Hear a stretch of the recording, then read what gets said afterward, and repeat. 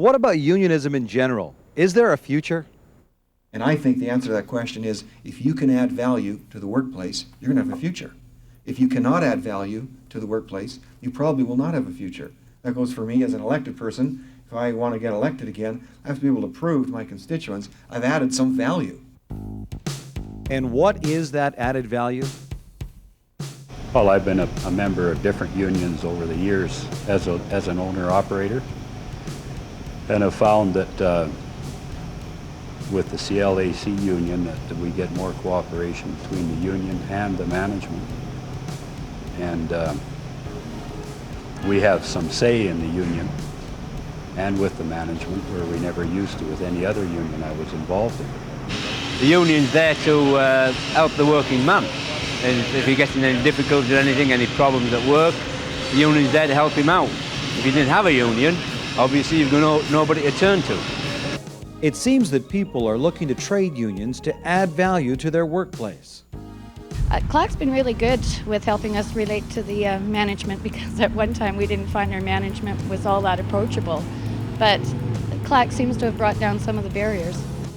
And what is it that helps tear down these barriers? Renewal in the workplace starts with the recognition that both workers and management are equally important.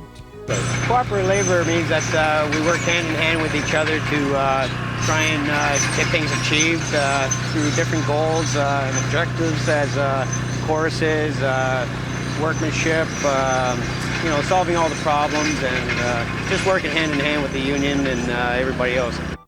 Now, all this may sound easy, but it doesn't just happen. It takes a lot of hard work. When we were with the other union, we had a lot of friction and between the bosses and with the drivers, just their relationship, the way they represented us. And with the CLAC, we find that they have a very good relationship with their bosses and also with the employees, and that's really been appreciated. All we know is that the old confrontational style didn't work, and so now we're giving something different a chance. Confrontation or cooperation. It takes both sides in labor management relationships willing to look at a different approach, one that adds value for workers and their employers. This can be shared by management as well. I'd say there's a lot less to be accomplished by the confrontational kind of scenes I've seen, and I believe we're building a trust relationship here with just, we have quarterly union management meetings to discuss discuss issues that are of benefit and of interest to both sides, really.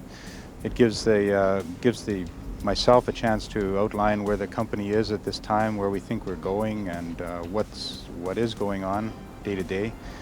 And from the other side too, whatever concerns they have. The guys and the union are very realistic. They realize that the operation has to be able to work on even ground with all the other operations surrounding us. We have to be competitive and make money, and the way to do that is to work with management. Management also realizes that the guys have to be satisfied in what they're doing, and we have to provide them with a good living, so we work together to do that. Workplace relations require mutual respect. Still, there can be room for differences of opinion, the kind that lead to arbitration. Fair, honest, heated, open communication that gets results. I had an altercation with a gentleman that I worked with, and I was fired from my employment. We grieved it, saying that I was fired unjustly, and it ended up going to arbitration. The whole process took approximately 4 months. The CLAC did an outstanding job. They kept prodding and pushing, and they never gave up. They just kept hammering away, and they just fought all the way. And I was reinstated, and I was ecstatic about it. Negotiations have to be based on the premise that workers should be held responsible for what they do, and this means that they must be given a large amount of responsibility. They must be recognized as partners in the enterprise who have an important say in how it should be run. Well, I believe that building trust with management is very important. I think that in order to build trust with management, you need to let them know that you can do a good job, that you can perform the job well, and that you care enough about the company so that they can trust you to leave you alone to do your job and allow you, the freedom to be able to express yourself as individuals as well as doing the job properly. Both sides have so much to gain. There's a lot at stake, and it's possible to have a win-win situation by having a cooperative relationship as opposed to having an adversarial. I think one of the things with negotiations was that we worked along with management concerning budget, also concerning cost, like for what it would cost for storage, etc., which would work out as far as what the wages would be, overhead, and all those kind of things. I think it worked very well that we heard what they said and they heard what we said, and I think it was a good negotiations where we came to good terms with what we put our minds to, and I think it worked out very well. So often we think of negotiations as just being dollars and cents, but there's a quality of life issue that must be looked at.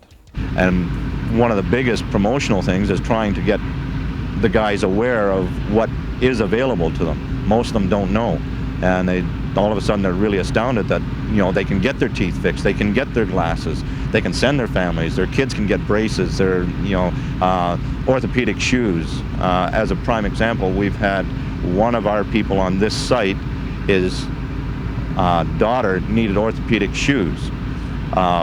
He was having a heck of a time trying to save money to get these shoes done. I told him about the health package that we have. He went down and checked it out, sent into our plan, and his daughter has got those shoes now. And he's like, I didn't know that I could even do that. Now he's going after his wife's teeth, right? So it's promoting it that way. And he's really pleased with it. He thinks that we're the best thing on the earth right now, and I think so as well.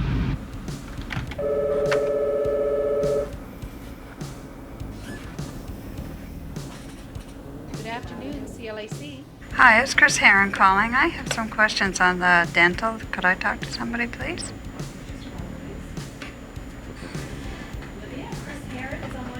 Okay, thanks. Hi, Chris. How you doing? I'm fine, thanks. I have some questions about orthodontists. My daughter's going in for some work, and I want to know if we have that kind of coverage. Okay, just a moment. Let me check if you have that coverage. Okay, yes, you are covered for the orthodontic coverage. What's the best thing to do is have the dentist send a predetermination here. Mm-hmm. And you've got a lifetime max of $1,250 per person at 50% coverage. Okay, I will send that in as soon as I can get it from them. Okay. Thanks very much. You're welcome. Bye-bye. Bye. Like most things in life, it's never important until you need it. CLAC works hard at being there when you need them. Whether that be negotiating good health insurance and retirement benefits, providing members with legal help, speaking out on public issues that affect them, or dealing with the day-to-day workplace issues that members face. For me personally, the biggest benefit from CLAC is just knowing that there is someone there behind us, that we're not alone, that there is somewhere to go for information or advice, and if we needed actual help in coming and discussing a problem. Okay, well, let's see, what's CLAC done for me? Well, one thing they've done that I liked was my buddy broke his leg in Kenora, and they took care of the arrangements and the cost of getting him home to Alberta by air ambulance. I thought that was pretty good. Well, I'm going in the hospital to have a triple bypass, and that's going to be 3 months off work, and I find now that the union will keep my benefits running while I'm off sick in the hospital, and I think that's fantastic. From the Union Benefit Administration Office, we administer various funds on your behalf. The Education and Assistance Fund, the Vacation with Pay Fund, a Layoff Fund, the Apprenticeship Fund, a Group Health Plan, and a pension fund.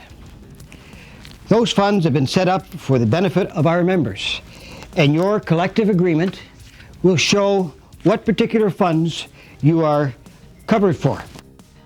Communication is the key to success. The union must ensure that its members can make informed decisions. In other unions I've belonged to in the past, CLAC is a lot more enjoyable because of Eric and Ed from Local 63 in Calgary here of CLAC. They answer all our questions, and any problems we do have on site, they try to clean it up as quick as possible. And also Edmonton's very strong with Local 65 up there, which we've negotiated a few times with, and it's a lot of communication, and it helps a lot. Well, we had a conference at this store, at all the Save-Ons, we had a conference where the union went with the management, and we went to workshops together, and I think that was a really positive thing to do. I think that helped a lot. Conferences and seminars equip stewards to act on behalf of members and their union. This training session, it helps me out because it helps me realize how to deal with grievances. It sort of gives me just a reminder of how that there's different viewpoints to everything, and that you got to really look at things from everybody's perspective. I think the steward should come to the conference because it really teaches us the definition of what really a steward is and what should be expected of us. It also, when I first attended one, I was a new steward, and it showed me that, yeah, I do have rights under the laws, under the collective and stuff, and that I don't have to be apologetic to management for being in the union and or being a steward. During this conference at Banff here, I've learned how to cooperate better with people, how to deal with grievances, how to handle management and more effectively, and just generally how to have a really good time with other people. CLAC realizes that skill development, apprenticeship programs, and other educational efforts are essential issues for workers now and in their future. Recently I just had a training course in welding for TIG welding, and the union paid for that. Workers are entitled to have professional representation, the kind of representation that strikes a healthy balance between individual and group interests, between listening and acting. It requires people who are not only capable, but care. The philosophy is that they're very caring. They're always there when you need them. They're always a phone call away. They do take care of every matter that is brought up to them. We've got several union stewards at the job, and there's never been any problems with getting across to one of the business agents and getting our questions answered and taken care of. It's fairly effective, and it works pretty quick with them. Union representatives, I think, are a lot of help. Actually, they come in here and shed a bit of light and a bit more of the legal aspects to everything to us. Well, he seems to come around. He knows what's going on. He knows the guys personally because, we have meetings, and then we socialize afterwards. And like I say, he knows everybody by name pretty well. So that makes it a lot better. Where before, you're just basically a number and a body in the hole, and that was about it. Every organization has a premise or philosophy which forms its very foundation of its activity and intentions. I think that as an organization, CLAC operates out of deep convictions which allow it to act as a positive force in a workplace environment. Those convictions and those principles direct all the actions of the organization and allow the individual worker to be a meaningful part of the entire enterprise. CLAC works at applying principles that are found in the Bible of justice, fairness, meaning and worth of individuals, and also meaning and importance of work. I think that everyone wants to do their work well. Everyone wants to take a certain amount of pride in their work. And CLAC helps and enables, just through its very nature and the structures that it sets up, it helps people to be able to do that through its representation work, through the work of the stewards, through the management bargaining committees. All of those things help workers do their job to the very best of their abilities, but also helps them to take pride in their work. When I was first looking at becoming part of the union, My thoughts were I didn't really want to be part of the union. But now that I have been in it for 5 years, I am glad that we're with the CLAC union. They've helped us out immensely. Any problems we've had, they've been there to give us a hand with it and guide us along. As a personal statement, I would think CLAC has saved our jobs, especially in this grocery store. And if we weren't a union, we'd probably be all out of a job looking for another job. So my personal opinion is that this is a fair union. Organized labor is not a thing of the past. It's something that's working through the CLAC form of cooperation. It's going to work, and it has a future. It's gonna go somewhere, and I have confidence that I have job security just through that. I know there's a future out there. There definitely is a future out there. A future based on respect and dignity of work, and a sense that together we can make the work environment a better place. That together our diversity will become our strength.